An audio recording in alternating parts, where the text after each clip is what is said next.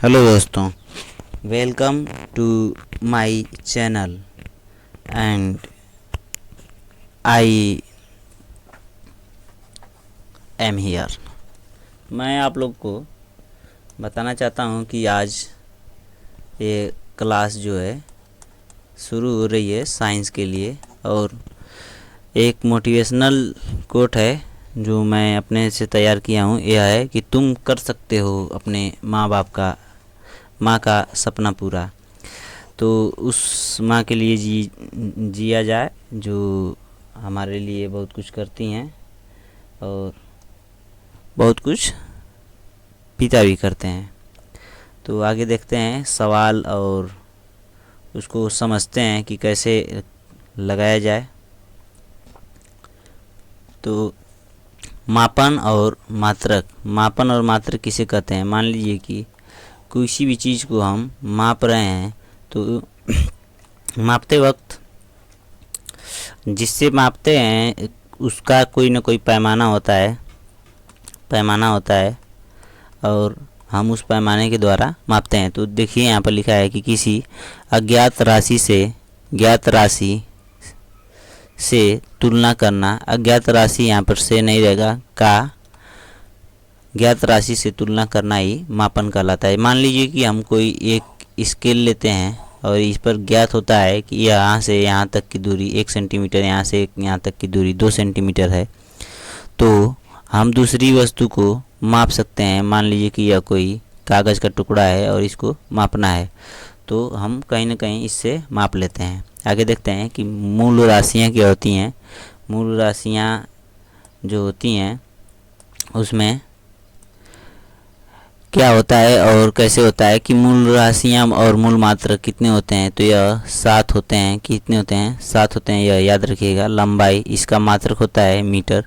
हम किसी भी चीज़ को, यानी कोई भी कितना लंबा है कितना चौड़ा है, उसको हमको मापने के लिए कहीं ना कहीं मीटर पैमाने का यूज होता है। मीटर पैमाना लंबाई, चौड़ाई, गहराई, ऊंचाई सबको नाप लेता है। या कोई चीज़ कितनी गहरी है या कितनी लंबी है, हम उसको माप सकते हैं, या कितनी ऊंची है। द्रव्यमान देखिए, द्रव्यमान को हम लोग किलो में नापते हैं। किलोग्राम से मापते हैं।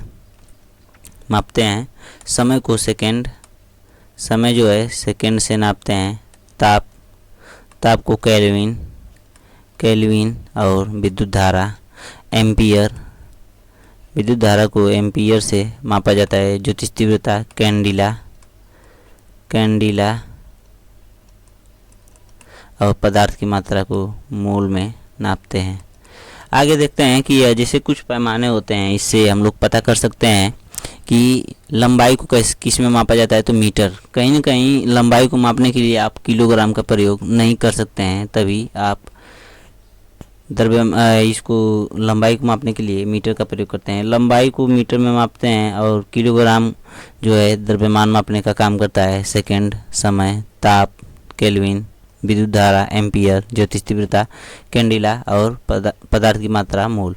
यह पैमाने होते हैं, इससे हम लोग किसी भी चीज़ को माप सकते हैं। यह मेन पैमाने होते हैं। टेरा होता है जो ये भी एक पैमाना ही है। आप व्युत्पन्न मात्रक देखिए, इन सब का आप लोग किताब से देखकर लिखिएगा कि इसका मान कितना होता है। 1 टेरा बराबर कितना मान होता है, गीगा बराबर कितना मान होता है, mega, kilo, hecto, deca, pico, nano, micro, milli, centi, deci, इन सब का एक मान होता है। और इसको आप लोग लिख कर कमेंट बॉक्स में कमेंट ज़रूर कीजिएगा। आगे देखते हैं कि विद्युत धारा, व्युत्पन्न मात्रक किसे कहते हैं? व्युत्पन्न मात्रक ऐसे मात्रक जो मूल मात्रक से बनते हैं। मूल मात्रक से बनते हैं, उन्हें हम व्युत्पन्न मात्रक कहते हैं। जैसे कि सेकेंड है, या किसी चीज़ से बना नहीं है, इसको यह एक इकलौता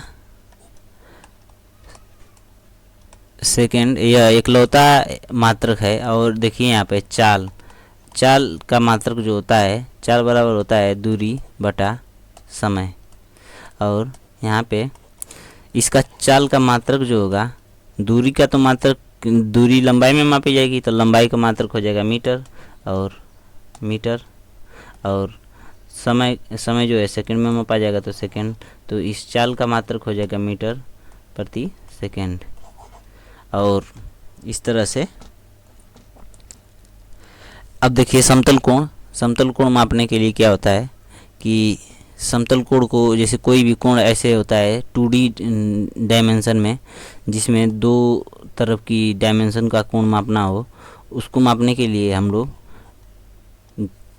समतल कोण का यूज करते हैं। इसमें 0 से लेके 360 डिग्री तक के कोण को मापा जा सकता है।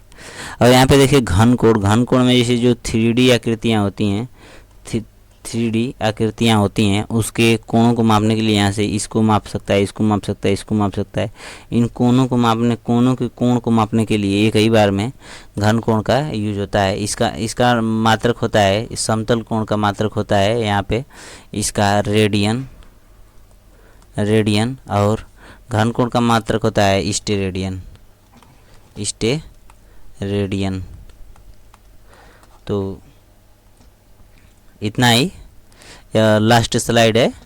और इसके आगे मैं यही कहूँगा कि आप लोग मेरे चैनल को सब्सक्राइब ज़रूर कीजिए और बेल आइकन यानी घंटी को भी दबा दीजिए, ताकि यह वीडियो उन लोगों तक भी पहुँचे जो कम समय में ज़्यादा जानकारी लेना चाहते हैं। छोटी ही जानकारी रहेगी लेकिन अच्छी जानकारी रहेगी।